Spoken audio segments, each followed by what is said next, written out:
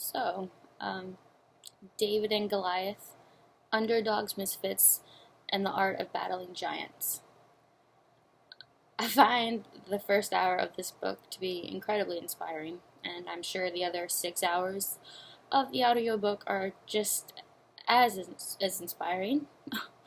um, Malcolm Gladwell, I think, hits some very valid points about the Goliaths we face in life, and how we choose to combat them, or sometimes not.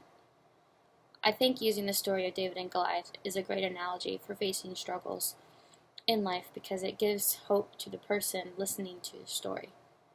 The fact that Gladwell uses history and scientific facts to reassure David's victory, for me, just increases the hope and brightens the light on life. It's kind of humbling to sit back and see that a giant problem could be potentially not as bad as we make it out to be. And I think that it's definitely reassuring for life and the struggles that we personally face. Gladwell poses two really profound questions, I think. Why do we limit ourselves to the things that can be helpful, and why don't we encourage unconventional methods of solving problems? I'm paraphrasing, but that's kind of the gist of what he's getting at.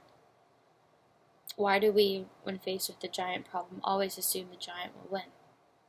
I feel like as humans we kind of discredit our abilities sometimes, and we're not really sure what we're made out of.